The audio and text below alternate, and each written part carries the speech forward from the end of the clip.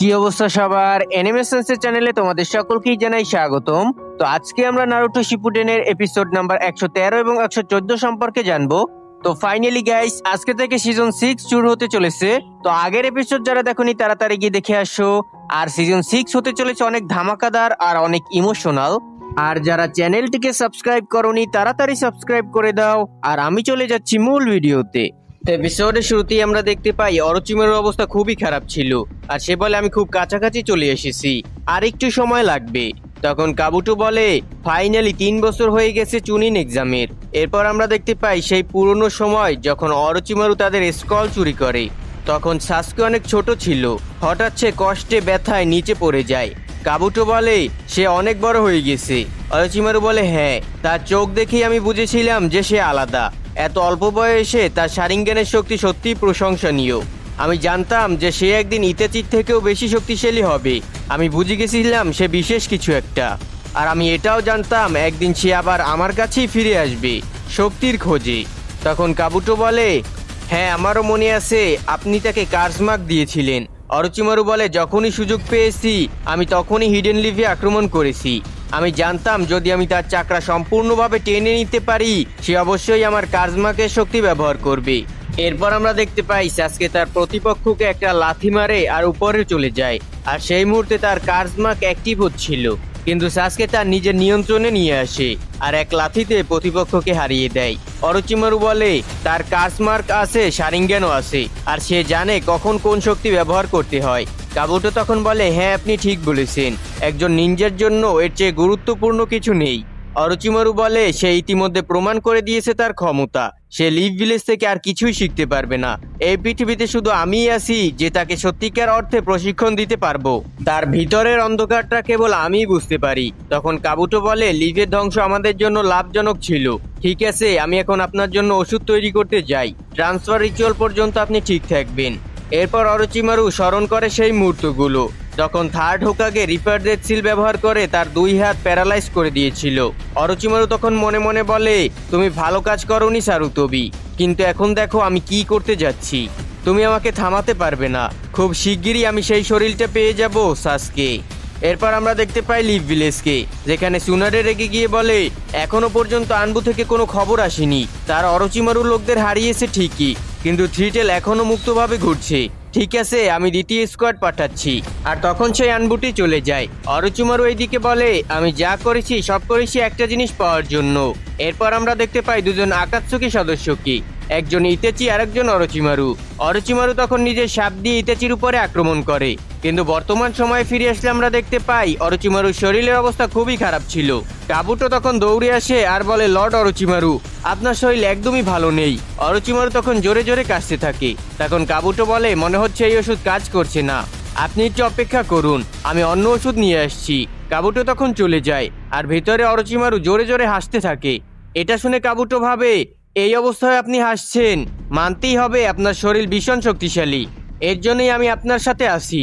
তৃতীয় হোকাগে থেকে শুরু করে কাজেকাগেকেও আপনি হত্যা করেছেন শুধু নিজের লক্ষ্য পূরণের জন্য। কিন্তু আশ্চর্যের বিষয় হলো সেই সাসকে খুব দ্রুত শক্তিশালী হয়ে উঠছে। যদি আমাদের পরিকল্পনা ঠিকমতো চলে তাহলে একদিন সব কাগেই আপনার সামনে নত হবে। এরপর আমরা দেখতে পাই সাসকে একা দাঁড়িয়ে আছে আর কিছু ভাবছে, আর সে স্মরণ করে প্রশিক্ষণের দিনগুলো যখন ইতাচি তাকে কুনোই ব্লেড কিভাবে ব্যবহার করতে হয় তা শিখেছিল। আর বর্তমানে সাসকে একটিমাত্র আঘাতেই নিজের টার্গেটকে আঘাত করে চিদুরি ব্যবহার করে। এরপর সে ইতাচির কল্পনা দেখে আর তার দিকে তলোয়ার চালায়। এরপর সে কোথাও চলে যায়। ওইদিকে শিজুনে সুনাডেকে জানায় দ্বিতীয় স্কোয়াডের রিপোর্ট অনুযায়ী সেখানে পুরো ঝিল ধ্বংস হয়ে গেছে, আর থ্রিটেলও উধাও। সে বলে আমার ভুল হয়েছে লেডি, আমাকে ওকে সিল করা উচিত ছিল। সুনাডে তখন দাঁড়িয়ে বলে এত অল্প সময়ে থ্রিটেলকে কে বন্দি করতে পারলো। অন্যদিকে অরোচিমারু এখনো যন্ত্রণায় ভুগছে, আর সে বলে এই ব্যথা কিছুক্ষণের মধ্যেই শেষ হয়ে যাবে, এরপর সব ঠিক হয়ে যাবে। ঠিক তখনই কেউ তার উপর আক্রমণ করে তার চিদুরি দিয়ে। অরোচিমারু তখন অবাক হয়ে বলে এই চাকরা নেচার এমনভাবে বদলাতে পারে কি, আমি এমন আগে কখনো দেখিনি। আর হঠাৎই তার দরজা ভেঙে কেউ ভিতরে প্রবেশ করে, সেটা ছিল সাসকে। অরোচিমারু বলে আমি জানতাম তুমি আসবে। আর বর্তমানে সাসকে বলে তুমি আমাকে আর কিছুই শিখাতে পারবে না অরোচিমারু, আমি এখন তোমার থেকেও বেশি শক্তিশালী। এরপর সাসকে তার শারিঙ্গান আর কার্সমার্ক দুটোকেই অ্যাক্টিভেট করে। এরপর আমরা অতীতে সিন দেখি যেখানে অরোচিমারু তার পরীক্ষা নিচ্ছিল, কিন্তু সাসকে কাউকে না মেরে সবাইকে হারিয়ে দেয়। অরোচিমারু বলে তুমি সবাইকে হারালে কিন্তু কাউকে মারোনি। সাসকে বলে আমি ওদের কাউকেই মারতে চাই না, আমি যেই দিন ওর সামনে যাব সেই দিন তাকে আমি নিশ্চয়ই হারিয়ে দেব। আর বর্তমানে সাসকে সামনে এগিয়ে যায় আর তার হাতের সেই চাকরা অরোচিমারুর শরীর ভেদ করে দেয়। আর সে বলে অরোচিমারু আমি এখন তোমার থেকে অনেক শক্তিশালী, আমি আমার শরীর এখন আর তোমাকে দিতে চাই না। অরোচিমারু তখন বলে একজন উচিহার থেকে এর চেয়ে বেশি আশা করা বোকামি। সাসকে বলে ঠিক বলেছো, তুমি চুনিন পরীক্ষা এসেছিলে আমার ক্ষমতা যাচাই করতে তাই না, তাই আমাকে সেই কাজমার্ক দিয়েছিলে। এরপর অরোচিমারুর লোকেরা সাসকেকে আনতে আসে, কিন্তু সাসকেতে রাজি হয় না আর ওদের সঙ্গে লড়াই করার চেষ্টা করে, কিন্তু ওরা সংখ্যায় বেশি হওয়ায় ওকে মারে অনেক। এরপর বলে তুমি তোমার প্রতিশোধের কথা ভুলে গেছো। বর্তমানে সাসকে বলে আমি আমার প্রতিশোধের জন্যই বেঁচে আছি, আমি আমার শরীর তোমাকে দেওয়ার জন্য প্রতিশ্রুতি দিয়েছিলাম, কিন্তু তুমি শুধু শারিঙ্গান পেতে চেয়েছিলে, তুমি কখনোই ইতেচির কাছ থেকে তার শরীর নিতে পারবে না, তাই তুমি আমাকে বেঁচেছিলে। আর ওরা সবাই তোমাকে লিজেন্ডারি সানিন বলে, কিন্তু কখনোই তুমি একজন উচিহার লেভেল পর্যন্ত পৌঁছাতে পারবে না। সে আরো বলে আমাদের ক্ল্যানে তোমাদের মতো জিনিয়াস শুধু সাধারণ ব্যাপার, তুমি কেবল তোমার ওষুধের জোরে বেঁচে আসছো, আর তোমার সিস্টেমগুলো আমার একদমই ভালো লাগে না, কখনো একটা হাইড আউট কখনো অন্য হাইড আউটে পালানো, তুমি শুধু নিজের প্রয়োজনে অন্যদের ব্যবহার করো। এরপর আমরা দেখতে পাই একটা অতীত যখন ইতেচি পুরো ক্ল্যান ধ্বংস করেছিল। সাসকে তখন তাকে জিজ্ঞেস করেছিল তুমি এটা কেন করলে। ইতেচি তখন বলছিল আমার ক্ষমতা পরীক্ষা করার জন্য। সাসকে তখন বলে শুধু এর জন্যই তুমি তোমার পুরো ক্ল্যানকে মেরে ফেললে। বর্তমানে ফিরে এসে সাসকে বলে এ কারণেই আমি তোমাকে ঘৃণা করি অরোচিমারু। এরপর সে তার তরোয়াল দিয়ে আক্রমণ করে, কিন্তু হঠাৎই সে অনুভব করে পিছনে কেউ ছিল আর দেখে পিছনে একটা বিশাল জায়ান্ট সাপ। সাসকে বলে দেখো তোমার দশা, নিজের প্রতি এত এক্সপেরিমেন্ট করেছো যা নিজের শরীরটাকেই নষ্ট করে দিয়েছে। অরোচিমারু তখন বলে অনেক হয়েছে সাসকে, এখন তোমার শরীর আমাকে দিয়ে দাও। আর সে আক্রমণ করে, কিন্তু সাসকে এটা থেকে কোনোভাবে বেঁচে যায় আর পিছনে সরে যায়। এরপর অরোচিমারু সাপগুলো অ্যাটাক করে, কিন্তু সাসকে সবগুলোকে মেরে ফেলে। এরপর সে পিছনে চলে যায় আর সে তার কার্জমার্ককে অ্যাক্টিভেট করে ফেলে।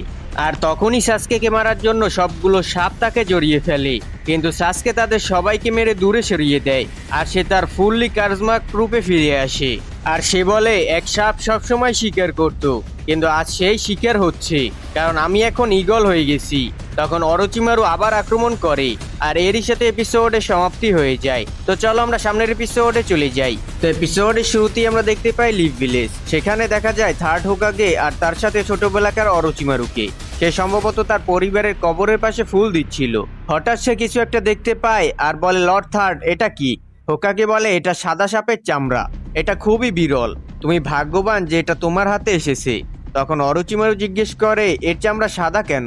হোকাগে বলে এটা আমার নিজেরও জানা নেই, অনেক পুরনো সময়ে সাদা সাপকে শুভ লক্ষণ হিসেবে ধরা হতো, তুমি এটা পেয়েছো তোমার ভালো কর্মের কারণে, এর মানে হতে পারে তোমার বাবা মা আবার কোথাও নতুন করে জন্ম নিয়েছে, সম্ভবত তুমি বড় হলে তাদের সঙ্গে আবার দেখা হতে পারে।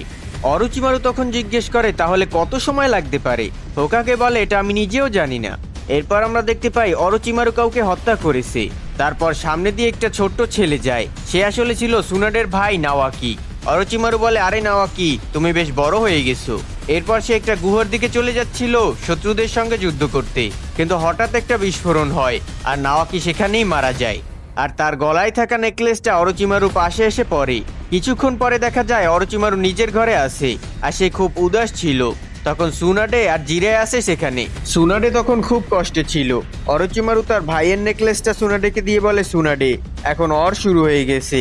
কয়েকদিন পর অরোচিমারু সুনাডের টিমকে সাহায্য করতে যাচ্ছিল, কিন্তু সেখানে পৌঁছে দেখে সুনাডের প্রিয় বন্ধু মারা গেছে আর সামনে বসে সুনাডে কাঁদছিল। অরোচিমারু তখন মনে মনে ভাবে মানুষ এত দুর্বল কেন, একটা শরীরের ভেতরে এত ক্ষমতা থাকে তারপরও এত দুর্বল। যদি কেউ সেটাকে পুরোপুরি ব্যবহার করার উপায় বের করতে পারে তাহলে সে সবকিছুই করতে পারবে। তো এর পরের শ্রেণী আমরা একটা ছোট মেয়েকে দেখতে পাই। তো তোমরা কমেন্টে জানিয়ে দাও এই মেয়েটি কে। তো সে জিজ্ঞেস করে অরোচিমারু সেন্সে এটা কি। অরোচিমারু বলে এটা সাদা সাপের চামড়া, এটা শুভ লক্ষণ আর বেশ বিরল। তখন মেয়েটি বলে অরোচিমারু সেন্সে আপনি যতই চেষ্টা করুন না কেন কাউকে আর ফিরিয়ে আনা সম্ভব না। অরোচিমারু বলে হ্যাঁ এটা খুব কঠিন ব্যাপার, কিন্তু আমার গবেষণা আমাকে ইঙ্গিত দিচ্ছে যে এটা সম্ভব হতে পারে। আর যদি এটা সত্যি হয় তাহলে আমি সেই শক্তিটা তোমার সাথে ভাগ করে নেব। আর মেয়েটি তখন খুব উত্তেজিত হয়ে যায়। এরপর অরোচিমারু মনে মনে ভাবে এর একটাই উপায় আছে, সেটা হলো কার্জমার্ক। এরপর দেখা যায় অরোচিমারু স্কুলের ভিতরে কোথাও যাচ্ছে, হঠাৎ সে কাউকে দেখতে পায়। সেটা আর কেউই ছিল না, সেটা ছোটবেলার ইটাচি উচিহা ছিল। আর এই রুমের ভিতর অনেক অস্ত্র রাখা ছিল আর সে প্র্যাকটিস করছিল। অরোচিমারু ভাবে এইভাবে ট্রেন করলে সে মারা পড়বে, কিন্তু ভাই ইতাচি তো আলাদা লেভেলেরই ছিল। সে তার কুনাই সুরে সব অস্ত্র অ্যাক্টিভ করে দেয়, কিন্তু নিজে একটাও আঘাত পায় না। অরোচিমারু তখন অবাক হয়ে বলে, দারুণ, এই হলো শারিঙ্গানের শক্তি। একজন সাধারণ নিনজা যতই চেষ্টা করুক না কেন একজন উচিয়াকে হারাতে পারবে না। এরপর আমরা দেখতে পাই একজন শিনোবিকে কেউ হত্যা করেছে, আর ভেতরে অরোচিমারু তখন অনেকগুলো স্ক্রল খুলে পড়ছে আর বলে, এখন বুঝতে পারছি এই জুৎসুর শক্তি কেমন। তবে এটাকে পুরোপুরি আয়ত্ত করতে আমার অন্তত 1 মাস সময় লাগবে, কিন্তু এত এখানে জুৎসু আছে, এগুলো আয়ত্ত করতে করতে আমি মরে যাব। ঠিক তখনই একজন গার্ড এসে হাজির হয়, তার সঙ্গে হোকাগেও আসে। আর হোকাগে বলে, অরোচিমারু, এখন বলো তুমি এখানে কি করছো? অরোচিমারু তখন উত্তর দেয়, আপনাকে বললে আপনি বুঝবেন না। যদি আমি একদিন হোকাগেও হয়ে যাই তাহলে আমার সব গবেষণা বন্ধ হয়ে যাবে। হোকাগে তখন বলে, তুমি কি সেই জুৎসুর কথা বলছো? অরোচিমারু বলে, হ্যাঁ, আমি অমর হতে চাই, তাই আমি এই জুৎসু নিয়ে গবেষণা করছি।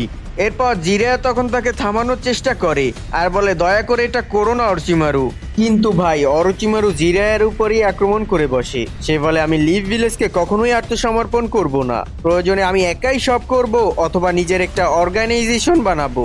এরপর আমরা দেখতে পাই পেইনকে। সে বলে, আজ আমরা এক নতুন সদস্যকে স্বাগতম জানাবো। সেই নতুন সদস্য আর কেউই ছিল না, সেটা ছিল ইতাচি উচিহা।